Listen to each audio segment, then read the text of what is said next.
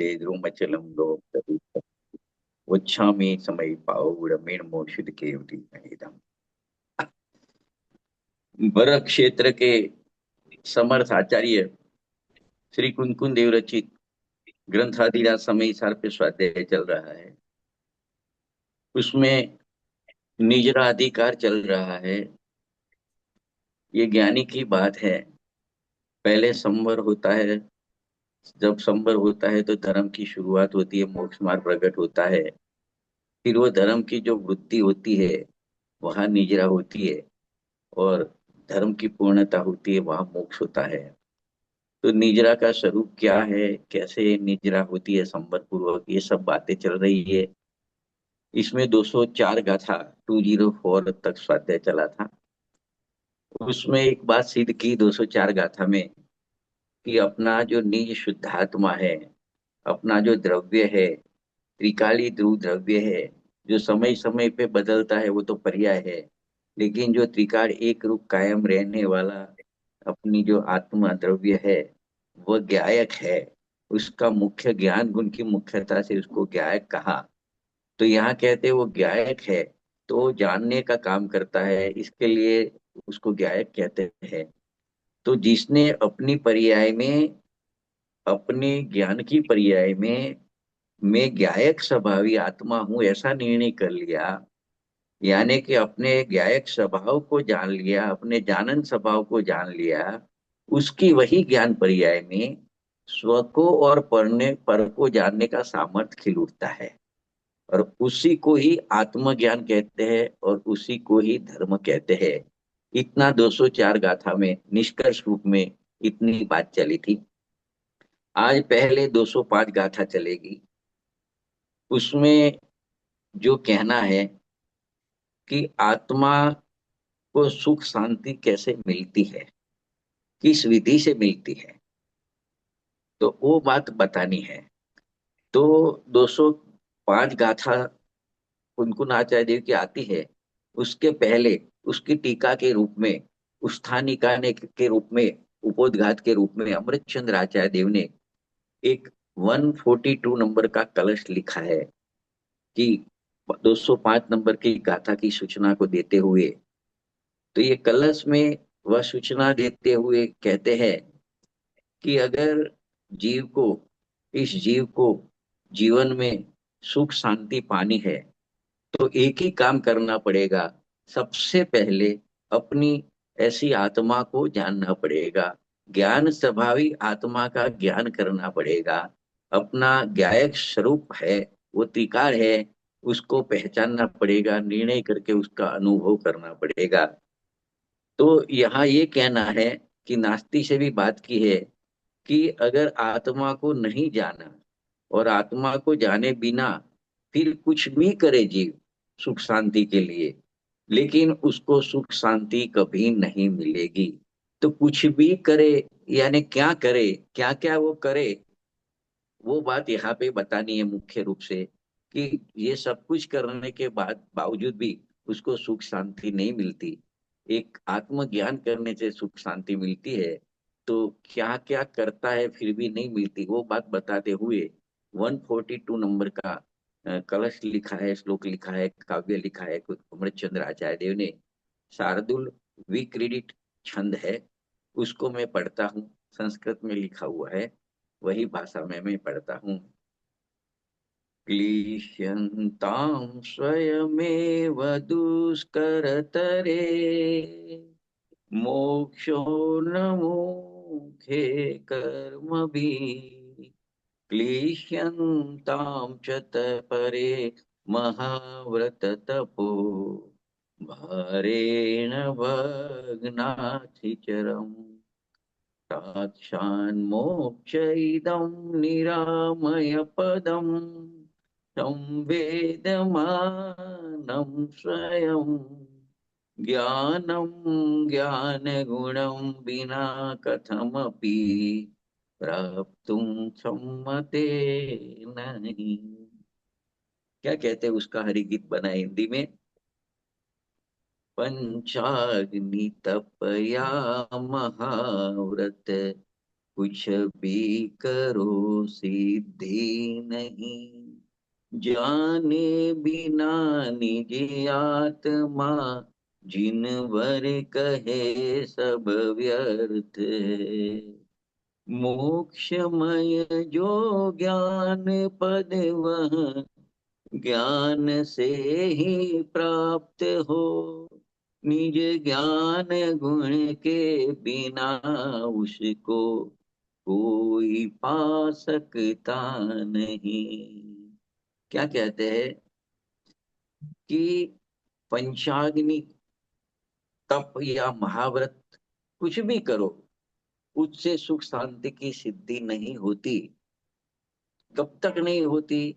कि जब तक अपनी निज आत्मा को नहीं जानता है, उसका अनुभव नहीं करता है, तब तक ये पंचाग्नि, तप या महाव्रत सब व्यर्थ है, ऐसा जिन देव सर्वज्ञ भगवान कहते हैं।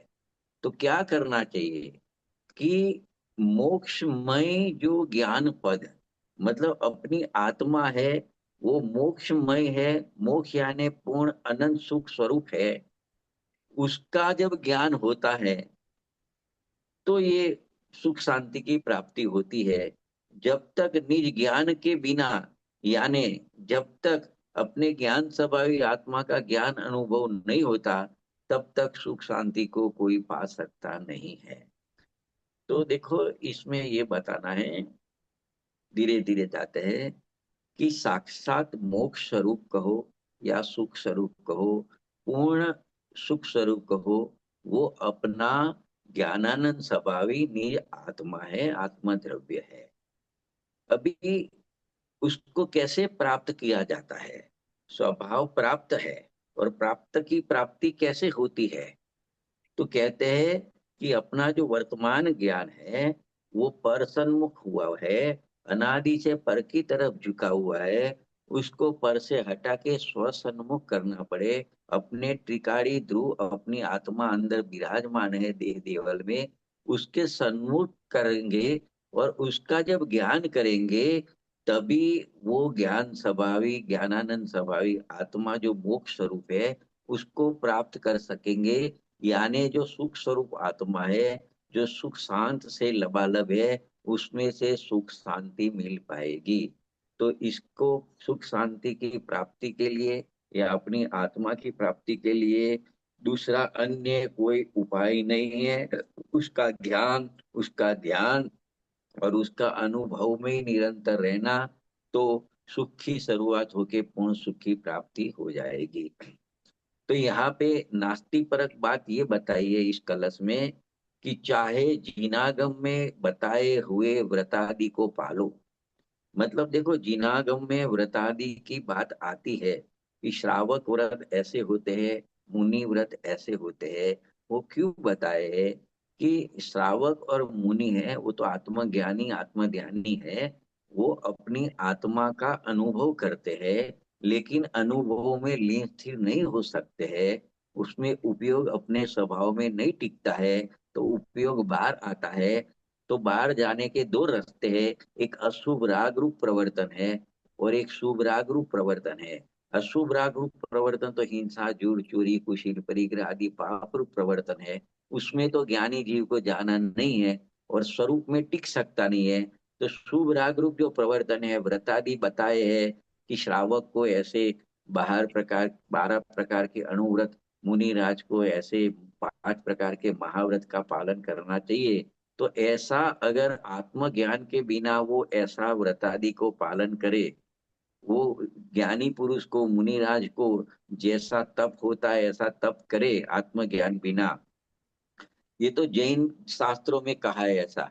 अगर जैनेतर, जैन के सिवाय अन्य में भी जो प्रचलित है, ऐसे क्रियाकांड करे, ऐसे व्रत करे, ऐसे तप करे, लेकिन आत्मज्ञान जब तक नहीं करता है तब तक उसको आत्मा की उपलब्धि नहीं होती, संभव ही नहीं है। जब आत्मा की प्राप्ति नहीं होती, तो आत्मा में सुख और आनंद है, उसकी सुख शांति आनंद की प्राप्ति भी नहीं होती। ऐसा इस कलश में कहा है। तो देखो, इसको और अलग तरीके से भी समझते हैं कि देखो, जो जिनेन्द्र देव की आज्ञा के बाहर है, ऐसे अज्ञानी जीव जो जिनेन्द्र भगवान की बात को नहीं मानता है। मतलब जिनेन्द्र भगवान का तो एक ही उपदेश है कि तू ज्ञान स्वभावी आत्मा है, उसका ज्ञान श्रद्धान करके उसमें लीन स्थिर हो जा। तो उसको आत्मा को नहीं जानता है, वो अज्ञानी है।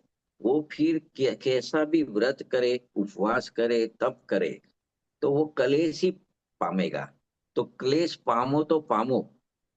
तथा जो जैन आभासी है, जिसको ऐसा आभास हो गया है कि मैं जैन हूँ, ऐसा मिथ्या दृष्टि जीव अगर मुनि व्रत धारण कर ले आत्मज्ञान के बिना, और जैसा मुनिराज को महाव्रत होता है, ऐसा महाव्रत का पालन करके भी क्लेश पामे तो भले पामे, लेकिन जब तक वो अपनी आत्मा का ज्ञान श्रद्धान लीनता स्थिरता करके अनुभव नहीं करेगा, तब तक उसको धर्म की प्राप्ति नहीं होएगी। उसको सुख शांति, जो वास्तविक आत्मिक अतीन्द्रिय सुख शांति है, वो उसको कभी प्रकट नहीं होएगी। क्योंकि धर्म जो होता है, धर्म की प्राप्ति होती है, वो धर्म तो सुख स्वरूप है, दुख स्वरूप नहीं है कि उसमें क्लेश आवे। लेकिन उसको तो क्लेश ही आता है, इसके लिए वो धर्म नहीं हो सकता। क्योंकि धर्म तो सुख स्वरूप होता है, आनंदमय होता है, आनंद कारक होता है। इसीलिए यहाँ इस कलश में अमृतचंद्र आचार्य देव ने कहा है कि कोई अन्य मति हो या जैन मति हो, आत्मज्ञान और आत्मा की प्रतीति रूप सम्यक दर्शन किए बिना वो कितना भी व्रतादि पालन करके तपादि करके क्लेश सहे तो सहे, लेकिन उसको कभी धर्म होने वाला नहीं है, ऐसा यहाँ कहना है। एक दूसरी बात भी एक इंडिकेट होती है इस कलश में, कि देखो, मतलब ये अपने सोच सकते हैं इस कलश के माध्यम से, कि जो ज्ञानी जीव होता है, वो स्वरूप में लीन स्थिर हो रहता है, तब तक तो ठीक है। अगर वो संपूर्णपणे लीन स्थिर अंतर्मुहूर्त हो जाए तो उसको केवल ज्ञान हो जाए, पूर्ण दशा की प्राप्ति हो जाए। लेकिन वो अंदर लीन स्थिर नहीं रह सकता है। तो ऐसे ज्ञानी धर्मात्मा को भी बाहर आता है उपयोग। तो बाहर अशुभ से बचने के लिए उसको भी दया दान व्रत तप भक्ति आदि व्यवहार होता तो है, अवश्य होता है। लेकिन उसका भी ये व्रत तप है, वो मोक्ष का कारण नहीं है। जब तक ज्ञान की एकाग्रता की दशा नहीं होती, तब तक वो ज्ञान आनंद की, यानी मोक्ष मार्ग की पूर्णता कभी नहीं हो सकती है। तो जीव जब तक व्यवहार में आता है, अंदर लीन स्थिर नहीं हो सकता है, और व्यवहार में यानी ऐसे राग में आता है, व्रतादि के राग में आता है, तो कहते हैं कि वो उसके व्रतादि मोक्ष का कारण नहीं है। मोक्ष का कारण तो एक ही है, अपना ज्ञान, ज्ञान में लीन स्थिर हो जावे, ज्ञान में ज्ञान की एकाग्रता हो जावे, वही मोक्ष का असली कारण है। तो यहाँ ये कहना है कि भगवान आत्मा का ज्ञान, अर्थात ऐसा भी कह सकते, ज्ञान का ज्ञान ही एकाग्रता है। ज्ञान का ज्ञान में स्थिर होना ही एकाग्रता है, और यह एकाग्रता है वही मोक्ष का कारण बनता है। मतलब उसके फल में मोक्ष की प्राप्ति उसको होती है। तो देखो, ज्ञान का ज्ञान यानी क्या, एकाग्रता यानी क्या, कि अपना जो ज्ञान स्वभावी आत्मा है, अपना त्रिकाल स्वभाव है, तो अपना उपयोग उसके सन्मुख होता है, तो उसका निर्णय होके उसका अनुभव होता है, तो वह ज्ञान ज्ञान होता है, वह ज्ञान की असली पर्याय है। और वहां वितराग भाव भी प्रकट होता है, और ऐसी वितरागी पर्याय होती है, तो उससे आत्मा को केवल ज्ञान की प्राप्ति होती है। इसलिए कहा है कि ज्ञान साक्षात मोक्ष है। तो एक प्रकार से कहो तो ज्ञान स्वभावी आत्मा मोक्ष स्वरूप है, और उसमें जो ज्ञान लीन होता है, स्थिर होता है, मतलब पर्याय में ऐसे स्वभाव की एकाग्रता होती है, तो वो पर्याय भी मोक्ष स्वरूप ही हो जाती है, और रागादि विकार उसमें से निकल जाता है, पर का लग तो छूट जाता है। जितना विकार विभाव है, क्रोध मान माया लोभ राग देश, वो सब निकल जाता है। तो देखो, ऐसे ज्ञानी को, मतलब यहाँ एक बात बताई कि कितना भी ऊंचा शुभ राग होवे, लेकिन वो मोक्ष का कारण नहीं है। ऐसा कहकर उस राग का निषेध किया है। तो इसका अर्थ ऐसा भी सर्वथा नहीं निकलता कि व्यवहार ज्ञानी को होता ही नहीं है। ऐसा नहीं होता। जब तक ज्ञानी पूर्ण दशा को, पूर्ण वितराग दशा को प्राप्त नहीं होता, मतलब गुणस्थान के माध्यम से देखे तो चौथा है, पांचवा है, छठा, सातवां, आठवां, नौवां, दसवां है। उसके आगे जो 11वां 12वां गुणस्थान है, वहां यथार्थात चारित्र होता है। वहां कोई राग बाकी नहीं रहता है। वहां पूर्ण वितराग दशा होती है। तो जब तक उसका मोक्ष मार्ग आगे बढ़ता हुआ पूर्ण वितराग दशा को प्राप्त नहीं होता, तब तक ऐसा राग उसकी भूमिका में, उसके जीवन में देखने को मिलता है। लेकिन यहाँ ये बताना है, वो जो राग है व्रतादि पालन का, वो कभी भी मोक्ष का कारण नहीं बन सकता। जितना राग है उतना उसको बंध है। और जितनी वितरागता प्रकट की है कसाय के अभाव में, अनंतानुबंधी अप्रत्याखान, प्रत्याखान या स्वंदलन कसाय के अभाव में जितनी वितरागता है, उतना मोक्ष का कारण बनता है। तो यहाँ पे यह अमृतचंद्र आचार्य देव ने ये कहा है। तो देखो, इसको अपने इस तरीके से समझे। अभी देखो, बनारसी दास जी ने भी एक छंद लिखा है। तो वो कलश का भाव वो छंद में इस प्रकार से मतलब सेट किया है उन्होंने, कि उनका कहना यही है कि जब तक अज्ञानी जीव आत्मज्ञान नहीं करता, अपने आत्मा को नहीं जानता, अनुभव नहीं करता, तो तब तक वो संसार में ही भटकता रहता है। अर्थात वो दुखी ही रहता है। उसे कभी सुख शांति नहीं मिलती है। तो यही बोध उपदेश बनारसी दास जी ने दिया है।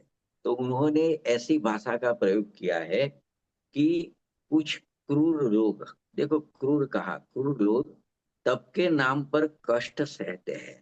क्रूर क्यों कहा? कोई किसी को मारने तो नहीं जाते, तप करते हैं तो कोई जीव की हिंसा भी नहीं करते हैं। लेकिन वो अपनी आत्मा को कष्ट देते हैं, इसके लिए वो क्रूर है। तो वो क्रूर लोग तप के नाम पर कष्ट सहते हैं, पंचाग्नि आदि तप से शरीर को जलाते हैं। तो राग तो मौजूद है, अभी शरीर को जलाएंगे, कष्ट देंगे, तो उनको आकुलता, दुख तो होएगी।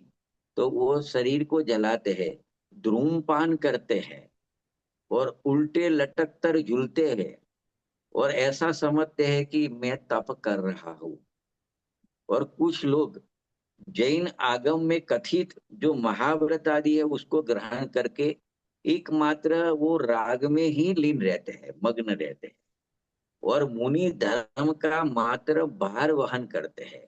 देखो, मुनि धर्म में दो बात है, साधक दशा है ना। एक तो जितनी वितरागता है उतनी सुख शांति का वेदन करता है, और जितना राग है उतना उनको भी ये महाव्रत आदि पालन करने का राग है, वो भार है। और ये अज्ञानी जीव है, उसको आत्मा के आश्रय से वितराग भाव की तो प्राप्ति हुई नहीं है, एक भी कसाय का अभाव नहीं हुआ है, तो उसको सुख शांति तो प्रकट नहीं हुए।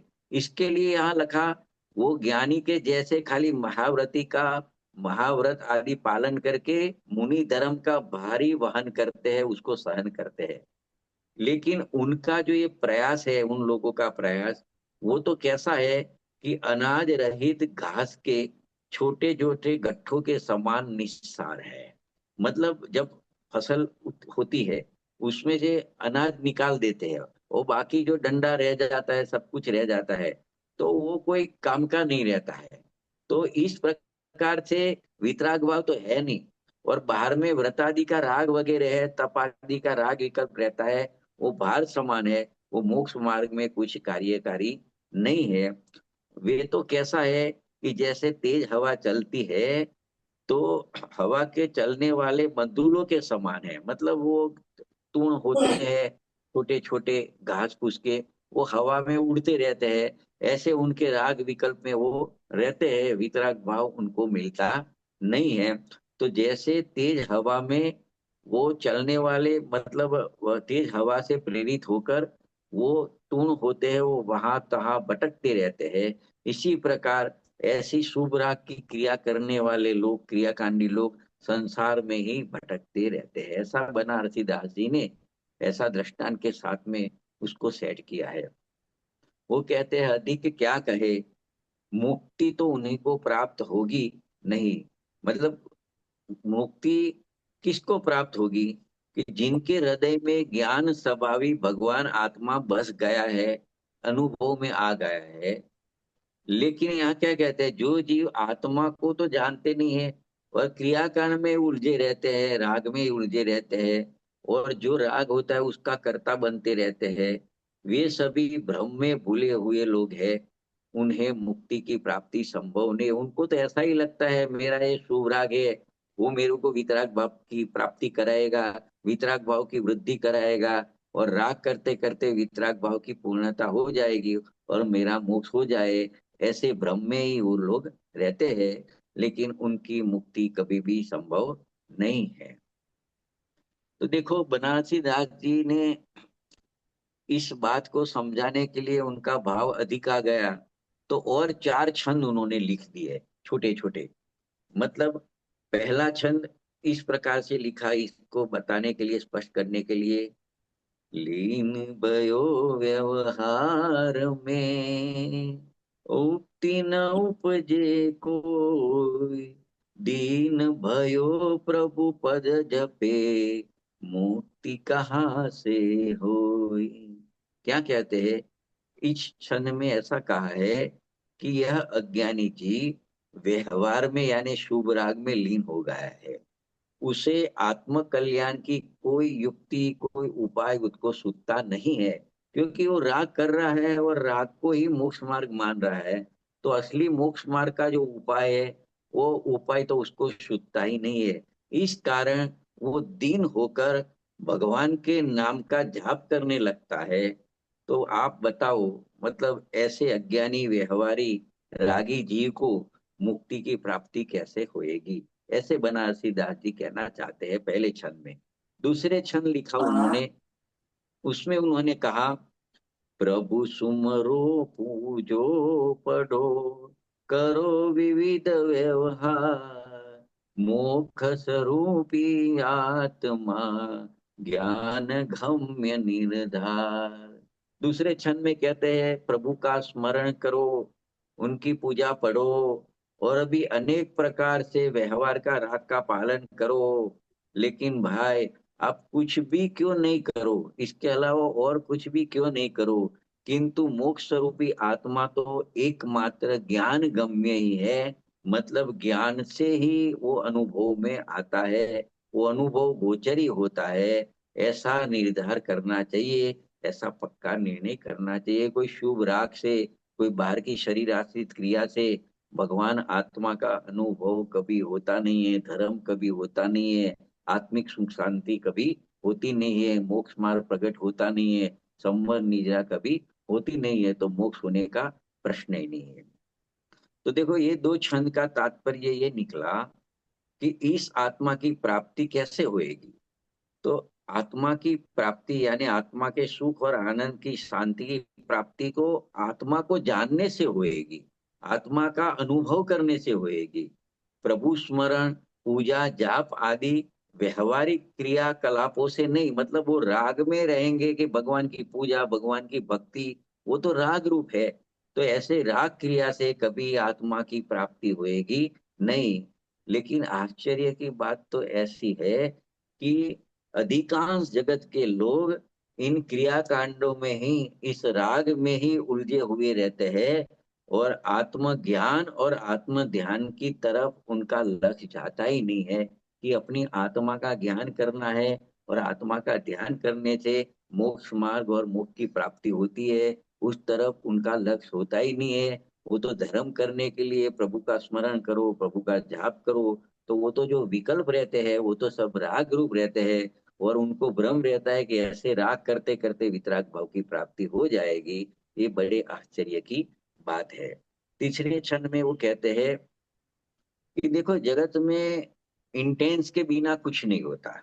सबके पीछे कुछ ना कुछ अपना इंटेंस रहता है, इंटरेस्ट रहता है, अपनी रुचि रहती है, अपना कुछ कर्तव्य बनता है। तभी देखो, कहते हैं कि बिना काम के कोई व्यक्ति उद्यम नहीं करता, कुछ करने के लिए उद्यम करता है, खाली ऐसे ही कोई उद्यम नहीं करता है। स्वाभिमान के बिना कोई युद्ध में नहीं जूझता। मतलब देखो, कुछ लाभ के बिना या स्वाभिमान के बिना कोई युद्ध में नहीं कूद पड़ता। जब तक ये नर देह नहीं मिलती चार गति में, देव गति, तिर्यक गति, नरक गति और मनुष्य गति, ये नर देह, मनुष्य गति, मतलब मनुष्य का देह नहीं मिलता, तब तक उसकी मोक्ष नहीं होती, परमार्थ की सिद्धि नहीं होती। और स्वभाव के आश्रय के बिना सत्य की प्राप्ति नहीं होती है। और संयम के बिना मोक्ष पद की प्राप्ति नहीं होती। और प्रेम के बिना रस की रीति ख्याल में नहीं आती। जब किसी के ऊपर प्रेम नहीं है तो उसमें आपको रस पड़ेगा ही नहीं, उसकी बातों में ही रस न पड़ेगा, उसको देखने में, उसके साथ रहने में रस नहीं है। जब प्रेम होगा तो रस क्या होता है वो समझ में आएगा। और ध्यान के बिना मन की गति कम नहीं होती। मतलब मन तो इधर उधर भटकता रहता है, लेकिन आत्मज्ञान करके आत्म ध्यान में एकाग्रता होती है तो मन का उधर उधर भटकना बंद हो जाता है। मतलब ध्यान के बिना मन की गति स्थिर नहीं होती।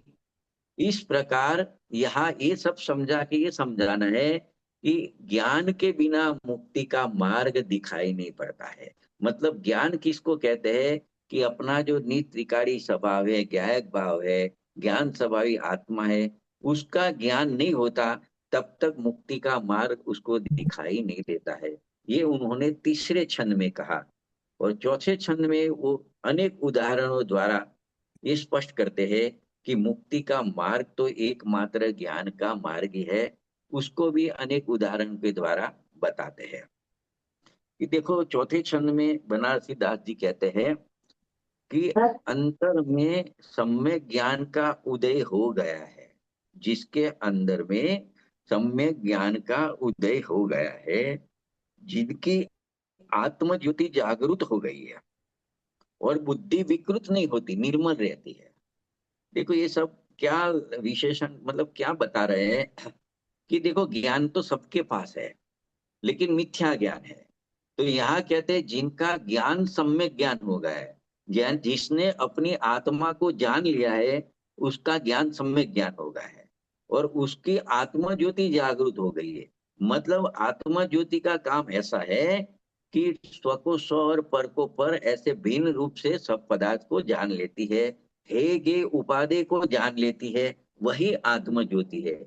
जो स्व और पर का खिचड़ा करते हैं, हे को गे जानता है, गे को उपाधि जानता है, तो वो आत्म ज्योति नहीं है। तो यहाँ तो कहते हैं जिसकी आत्म ज्योति जागृत हो गई है, स्वपर का विवेक प्रकट हो गया है, हे गे उपाधि को जिसने जान लिया है, और बुद्धि विकृत नहीं होती, निर्मल रहती है। मतलब बुद्धि विकृत किसको कहते हैं कि अपने स्वभाव को अपना नहीं मानना, और जो रागादि विकार है, विभाव है, उसको अपना मानता है, परद्रव्य को अपना मानता है, उसकी बुद्धि विकृत है, वह निर्मल नहीं होती, मलिन रहती है। लेकिन जो अपने स्वभाव को अपना स्व मानता है और रागादि विकार को पर मानता है, वो उसकी बुद्धि विकृत नहीं है, वो निर्मल रहती है। जिनकी बाह्य पदार्थों में एकत्व बुद्धि समाप्त हो गई है। देखो एक एक लाइन में एक एक स्वाध्याय हुए ऐसा है। बाह्य पदार्थों में एकत्व बुद्धि समाप्त हो गई है जिनके, मतलब एकत्व बुद्धि समाप्त हो गई है यानी अपने चैतन्य स्वरूप आत्मा स्व है, उसके अलावा शरीर है, कर्म है, ये बाह्य संयोग है, वह मैं हूं या मेरा है, ऐसी बुद्धि जिसको समाप्त हो गई है। और आत्मा का ध्यान करने की कला की विधि जिनको ज्ञात हो गई है कि आत्मा का ज्ञान करके ध्यान कैसे करना, वो विधि जिसको भा गई है, आ गई है, जो जड़ और चेतन को भिन्न भिन्न देखते हैं और जो विवेक के धनी होकर अनंत गुणों के अखंड पिंड आत्मा को जानते हैं, वे अध्यात्म प्रेमी ज्ञानी जीव है। वो ऐसे ज्ञानी जीव जगत में भगवान आत्मा को जान के उसमें अपनापन स्थापित करके उसे रुचि पूर्वक ग्रहण करते हैं। देखो ज्ञानी, ज्ञानी के क्वालिटी बताइए यहाँ पे, ज्ञानी कैसा होता है जिसको सुख शांति मिलती है, तो ये इस प्रकार से उसकी क्वालिटी होती है, ये बताया है। तो देखो ऐसे चार छंद लिए बनारसी दास जी के। तो चार छंद में पहले दो छंद है, उसमें तो ये कहा कि पूजा भक्ति आदि जो व्यवहारिक राग रूप क्रिया है उससे आत्मा की प्राप्ति नहीं होगी, वो पहले दो क्षण में बताई। क्योंकि आत्मा कोई राग से हाथ में नहीं आता, वो तो ज्ञान के अनुभव में आत्मा हाथ में आता है, मतलब वो प्राप्त होता है, तो वो अनुभव गम्य है, वो राग गम्य नहीं है, राग से उसकी प्राप्ति नहीं होती है। और तीसरे छंद में कहा, अनेक उदाहरण देकर समझाया कि ज्ञान के बिना मुक्ति का मार्ग नहीं दिखाई देता है। और चौथे छंद में कहा कि विवेक के धनी अध्यात्म ही आत्मा को प्राप्त करते हैं। तो ये चार छंदों में एकमात्र यही बात स्पष्ट की है कि आत्मा की प्राप्ति आत्मज्ञान, आत्मश्रद्धान और आत्म ध्यान से ही होती है। तो देखो 205 गाथा में यही बात करनी है, तो ये बात की सूचना के रूप में ये कलश लिया अमृतचंद्र आचार्य देव ने, और उसके ऊपर बनारसी दास जी ने भी जो छंद लिखा उसको अपने विषय वस्तु को समझे कि 205 नंबर की गाथा में कुन आचार्य देव को क्या कहना है। तो देखो 205 नंबर की गाथा देखते हैं कि जो बात इस कलश में कही गई अमृतचंद्र आचार्य देव ने, बनारसी दास जी ने, उसी बात को कुन आचार्य देव मूल गाथा में कहते हैं, इस प्रकार से कहते हैं। तो देखो उनकी गाथा को मैं हिंदी पढ़ता हूँ डायरेक्ट। रे ज्ञान गुण से रहित बहुजन पद नहीं यह पा सके, तू कर ग्रहण पद नियत ये जो कर्म मोक्ष इच्छा तुझे। क्या कहते हैं, अगर तेरे को मोक्ष की इच्छा है तो तू, और शिव पद की मोक्ष की मतलब मोक्ष की प्राप्ति करनी हो, तो तू ज्ञान गुण को जान, मतलब ज्ञान रूप परिणमन कर, आत्मा के ज्ञान रूप परिणमन कर। तो ऐसा कहते हैं। तो देखो इसको इस तरह से भी ले सकते हैं कि आत्म अनुभव से रहित बहुत से लोग होते हैं, वो अनेक प्रकार के क्रियाकांड करते हैं, लेकिन ये ज्ञान स्वरूप आत्मा को प्राप्त नहीं कर पाते हैं। इसलिए ये गाथा में डायरेक्ट ये कह लिया कि हे भव्य जीव, यदि तुम कर्म से पूर्ण मुक्ति चाहते हो तो नियत ज्ञान को ग्रहण करो, यानी अपने स्वभाव को ग्रहण करो, यानी स्वभाव का भान करो, स्वभाव का ज्ञान करो, स्वभाव का ध्यान करो। तो देखो जो राग रूप क्रिया है उसके ऊपर प्रहार किया है कि समस्त जो राग रूप क्रिया है उसमें ज्ञान का प्रकाश नहीं होता है, मतलब राग करने से आत्मज्ञान नहीं होता है। तो ज्ञान के अनुभव से ज्ञान का प्रकाशन होता है, मतलब ज्ञान स्वभावी आत्मा का ज्ञान में अनुभव करने से अपनी आत्मा का प्रकाशन होता है। इसीलिए ऐसा कह सकते हैं कि मात्र ज्ञान से ही ज्ञान की प्राप्ति होती है, कोई भी प्रकार का राग करने से आत्मा की प्राप्ति नहीं होती है।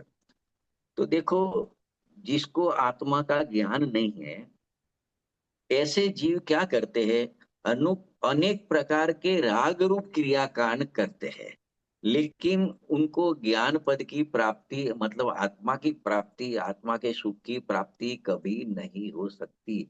जब आत्मा की प्राप्ति नहीं होएगी पर्याय में, तो मोक्ष की प्राप्ति होने का, मुक्ति होने का प्रश्न ही नहीं रहता है। इसीलिए ये गाथा में स्पॉट में कुनकुन आचार्य ये कहना चाहते हैं कि जो जीव कर्मों से मतलब द्रव्य कर्म, भाव कर्म, नो कर्म सबसे मुक्त होना चाहते हैं, उन्हें एकमात्र आत्मज्ञान का अवलंबन लेकर आत्मा में स्थिर होने का अभ्यास करना चाहिए। ऐसा ये 205 नंबर की गाथा का डायरेक्ट मैसेज है। मतलब ये गाथा में ऐसा कह सकते हैं कि आत्म कल्याण करना हो तो आत्मा का ज्ञान करने की दिशा में सक्रिय होना जरूरी है, मतलब अपना जो पुरुषार्थ है वो अपने आत्मा का ज्ञान करने में, जान पाने में लगना जरूरी है। मात्र क्रियाकांड में उलझे रहने से, क्रियाकांड में यानी ये शरीर आश्रित क्रिया है, राग की क्रिया है, ऐसी क्रिया में उलझे रहने से कुछ भी होने वाला नहीं है। देखो इसका अर्थ ये भी नहीं है कि सदाचार, भूमिका अनुसार सदाचार नहीं हुए, ऐसा भी नहीं है। जब वो उसकी भूमिका अनुसार उसको सदाचार यानी उस प्रकार का राग तो रहता ही है। और जो सज्जन पुरुष है उसको ऐसा होता है, सहज रूप से होता है। फिर भी वो कोई सदाचार पालता है, कोई शुभ राग की क्रिया करता है, शरीर आश्रित कोई क्रिया उसके निमित्त से होती है, उससे आत्मा की उपलब्धि कभी भी होने वाली नहीं है। तो देखो इतना तो स्पष्ट 205 नंबर में गाथा में हो जाता है कि जो ज्ञान गुण की प्राप्ति की, मतलब ज्ञान गुण की प्राप्ति करना यानी क्या करना, कि अपने ज्ञान स्वाभाविक आत्मा का ज्ञान और अनुभव करना।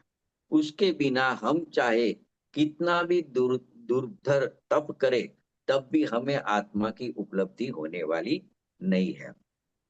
देखो, तो इसी भाव का पोषक कलश रूप काव्य 143 नंबर लिखा। मतलब 204 गाथा के बाद में एक 142 कलश आया था। अभी 205 नंबर की गाथा के बाद में 143 कलश लिखा। उसमें वही बात करते हैं। वो इस प्रकार से है कि पदमिदं ननु कर्म दुराशदम सहज बोध कला सुलभम किल तत इदम निज बोध कला बलात् कलयितुम यतताम सततम जगतम। क्या कहते हैं कुनकुनाचार्य? क्रिया कांड से न मिले यह आत्म अभिराम, ज्ञान कला से सहजी सुलभ आत्म राम। अतः जगत के प्राणियों छोड़ जगत की आस, ज्ञान कला का ही अरे करो नित्य अभ्यास। क्या कहते हैं? इस ज्ञान स्वरूप अपना जो आत्मा है, वो राग रूपी क्रिया कांडों से प्राप्त करना संभव नहीं है। यह तो कैसे प्राप्त होएगा? सहज ज्ञान कला से ही सुलभ है। मतलब ज्ञान कला प्रकट होएगी, आत्मा को जानने की जो कला है वो ज्ञान कला है, उससे वो आत्मा सुलभ होता है। इसीलिए यहाँ कहते हैं, हे जगत के प्राणियों, तुम इस ज्ञान पद को निज आत्म ज्ञान की कला के बल से प्राप्त करने का निरंतर प्रयास करो, अभ्यास करो। तो इस प्रकार से इस कलश में स्पष्ट रूप से ये कहा है कि कोई भी प्रकार का कर्म करने से, राग करने से, कोई क्रिया करने से धर्म नहीं होता। तो कर्म यानी क्या लेना है? सभी प्रकार के शुभाशुभ भाव और धर्म के नाम पर होने वाली क्रिया, बाहर की क्रियाएं जो दिखती है, वो सब है, उसको कर्म कहा है यहाँ। तो देखो तात्पर्य ये निकला कि किसी भी प्रकार का शुभाशुभ भाव करो या किसी प्रकार की धार्मिक क्रिया कांड करो, उससे अपनी आत्मा की उपलब्धि होने वाली नहीं है। क्योंकि जो क्रिया कांड है, बाहर की शरीर आश्रित क्रिया है, वो तो सब जड़ की क्रिया है। जो अपने मंदिर वगैरह में जाते हैं और जो क्रियाएं करते हैं, वो तो सब जड़ की क्रिया है। और शुभ अशुभ भाव होता है वो आत्मा में जरूर होता है, लेकिन वो आत्मा के विकारी परिणाम है। तो वो बंध का कारण रहते हैं। और जो बंध का कारण है, उससे धर्म मुक्ति कभी भी हो सकती नहीं है। तो उससे कभी भी आत्मा की उपलब्धि नहीं होएगी। तो इस प्रकार क्रियाकांड रूप जड़ की क्रिया से या शुभाशुभ भाव से धर्म का कोई संबंध नहीं है। आत्मज्ञान से ही धर्म का संबंध है। तो यही कारण है कि आचार्य देव सहज बोध कला यानी ज्ञान कला का अभ्यास करने की प्रेरणा दे रहे हैं। क्योंकि आत्मा की प्राप्ति करने का उपाय एकमात्र आत्मानुभूति ही है। तो देखो, इस कलश का भाव नाटक समय सार में बनारसी दास जी ने भी इस कलश के ऊपर भी अपना काव्य लिखा है। तो उसमें वो भी कह रहे हैं कि अनेक प्रकार के क्लेशकारी क्रियाकांड करने से किसी को भी मुक्ति की प्राप्ति नहीं होती। और ज्ञान कला के प्रकाश से मोक्ष पद की प्राप्ति सहज ही हो जाती है। अस्ति नास्ति इससे नहीं होता, इससे होता है। जो बात चलती आई है वही बात उन्होंने लिखी। योग और युक्ति से पार यह जो ज्ञान कला, मतलब वहां कोई मन वचन काय का योग भी नहीं है, कोई युक्ति का विकल्प भी नहीं है। ज्ञान कला में मात्र ज्ञानी होता है, आत्मज्ञानी होता है, और कुछ राग विकल्प या जड़ की क्रिया नहीं होती है। तो ऐसी ज्ञान कला जिसके घट घट में बसती है, उसको सहज ही आत्मा प्राप्त होता है। तो यही कारण है कि सभी लोग अपनी अपनी ज्ञान कला को प्रकट करें और संसार से पार हुए, तो सभी लोग जितने भी संसार से पार होते हैं वो ऐसी ज्ञान कला को प्रकाशित करके संसार से पार हुए हैं और वो मुक्ति को प्राप्त हुए हैं। तो इस प्रकार से इस कलश में जो गाथा में जो भाव था, उसी भाव को ये 143 कलश में भी बताया। और बनारसी दास जी ने भी ये बताया कि समस्त क्रियाकांड यानी जड़ आश्रित क्रिया और शुभाशुभ भावों से विराम लेकर आत्मा अनुभव करने की प्रेरणा यहाँ पे दी रही है। तो इस प्रकार से अपने 142 कलश, 204 गाथा, 205 गाथा और 143 कलश अपने देखा। अभी देखो 206 नंबर की गाथा को थोड़ा देखते हैं। बहुत सरल है, शॉर्ट है, टुकी है। देखो क्या कहते हैं कि अब तक जो बात चली 205 नंबर की गाथा में, उसमें यानी आगे भी जो 204 नंबर 205 नंबर में, उसमें ये बात कही कि एक ज्ञान पद ही स्वपद है, पहले वो बात चली थी। और स्वपद को प्राप्त करने योग्य है, स्वपद को ही प्राप्त करना चाहिए, वही प्राप्त करने योग्य है अपना स्वपद। और आश्रय भी करना हो तो अपना स्वपद का ही आश्रय करना चाहिए। और उसकी प्राप्ति ज्ञान के माध्यम से होएगी, अन्य कोई क्रियाकांड से या शुभ अशुभ भाव से नहीं होती। ये विषय अपने 2-3 गाथा से चल रहा है। अभी देखो 206 नंबर की गाथा में क्या कहना चाहते हैं कुनकुन आचार्य देव कि तुम एक ज्ञानमय पद को प्राप्त करके उसमें संतुष्ट हो जाओ। उस ऐसा करने से तुम्हें उत्तम सुख की प्राप्ति होएगी, मतलब मोक्ष सुख की प्राप्ति होएगी। देखो पहले क्या कहा, ज्ञान पद स्वपद है, बाकी सब अपद है। और स्वपद को प्राप्त करना चाहिए, उसका आश्रय लेना चाहिए। और उसकी प्राप्ति एक ज्ञान के माध्यम से होती है, अन्य कोई क्रियाकांड से शुभाशुभ भाव से नहीं होती। तो इसके बाद में 206 नंबर में ये कहा, उसको आगे ले जाते हुए कि एक ज्ञान में पद को प्राप्त करो, पहले ज्ञान से ज्ञान को प्राप्त करो, ज्ञान में आत्मा को प्राप्त करो और उसमें संतुष्ट हो जाओ, तृप्त हो जाओ, लीन हो जाओ, तो तुम्हें उत्तम सुख की प्राप्ति होएगी। तो ये गाथा में ये संदेश है, वो इस प्रकार से गाता है। उसको हिंदी में पढ़ते हैं। इसमें सदा रतिवंत बन, इसमें सदा संतुष्ट रे, इसमें ही बन तू तृप्त उत्तम, सौख्य हो जिससे तुझे। देखो क्या कहते हैं, करुणा करके कहते हैं कुनकुन आचार्य, हे भव्य प्राणी, तू इस ज्ञान पद को प्राप्त करके इसमें लीन हो जा, इसमें निरंतर संतुष्ट रहे, इधर उधर मत भटक, सुख के लिए शांति के लिए इसमें संतुष्ट रहे और इसमें ही पूर्णतः तृप्त हो जा। इससे ही तुझे उत्तम सुख की यानी अतीन्द्रिय आनंद की प्राप्ति होगी। तो ऐसा कुनकुन आचार्य इस गाथा में कहना चाहते हैं। तो देखो ऐसा क्यों कह रहे हैं, इसलिए कह रहे हैं कि जितना यह ज्ञान है ना, उतना ही सत्य आत्मा है। मतलब ज्ञान के अलावा जो कुछ भी है, राग है, विकार है, कर्म है, शरीर है, संयोग है, वो अनात्मा है।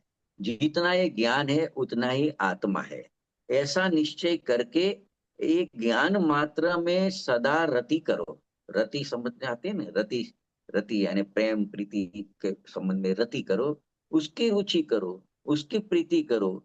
जितना यह ज्ञान है उतना ही सत्य है, उतना ही अपना कल्याण है।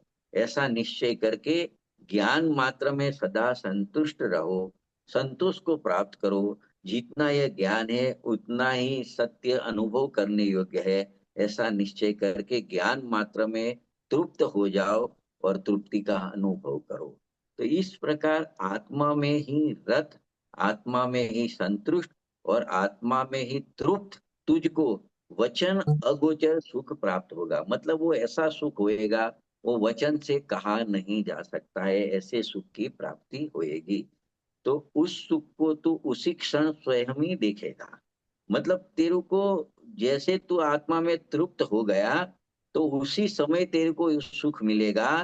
तेरे को दूसरे को पूछने की जरूरत नहीं पड़ेगी, कोई ज्योतिष को हाथ दिखाने की जरूरत नहीं पड़ेगी, दूसरे को पूछने की आवश्यकता नहीं पड़ेगी।